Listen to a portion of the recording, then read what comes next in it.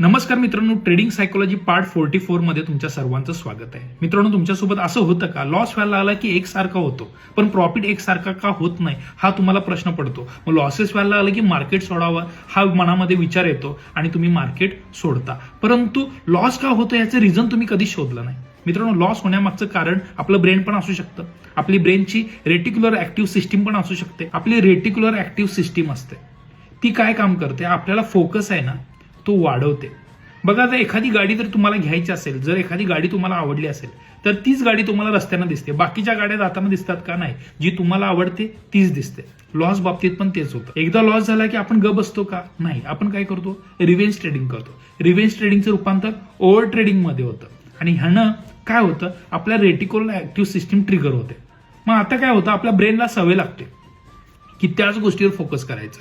मग ह्यामुळे तुमचं ओव्हर ट्रेडिंग होत जातं आणि ही जी लॉसेसची सिरीज आहे ना ती कंटिन्यू होते.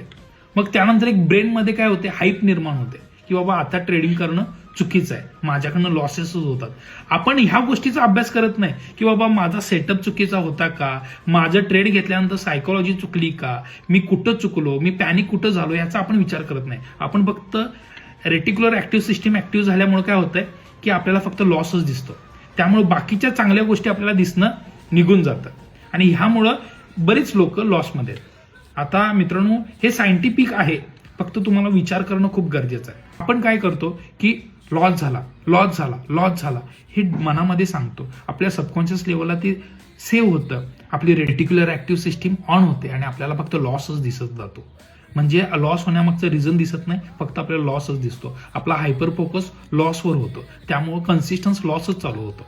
आता यातनं बाहेर पडण्याचा एकमेव मार्ग आहे की तुम्हाला डिसिप्लिन फॉलो करायचा आहे, रूल ब्रेक न करता ट्रेड करायचा, भले प्रॉफिट होते किंवा लॉस होते. ही जर कन्सिस्टन्सी राहिली तर तुमच्या सबकॉन्शियस लेवलला त्या गोष्टी सेव्ह होणार आहेत. तुमच्या रेटिक्युलर ऍक्टिव्ह सिस्टीममध्ये चांगल्या गोष्टीवर तुमचा फोकस येणार आहे. त्यामुळे लॉसचा फोकस कमी होऊन चांगल्या गोष्टीवर तुमचा फोकस जाणार आहे. मित्रांनो, हे जरा सायंटिफिक आहे, विचारशक्तीच्या बाहेरचं आहे. ज्यांनी ह्याचा विचार केला नसेल त्यांना काहीतरी वेगळं वाटणार आहे, परंतु हे काम करतं. मित्रांनो, सबकॉन्शियस लेवल म्हणजेच ट्रेडिंग आहे, माइंडसेट म्हणजे ट्रेडिंग आहे. तुम्ही कितीही चांगला सेटअप आणा, कितीही काय आणा, जर तुमचा माइंडसेट डेव्हलप नसेल तर तुम्ही प्रॉफिटेबल होणार नाही. मित्रांनो, तुम्ही तुमचा सेटअप जो फॉलो करताय त्याच्यावर कन्सिस्टन्स राहा, त्याच्यावर रोज एक ट्रेड करा.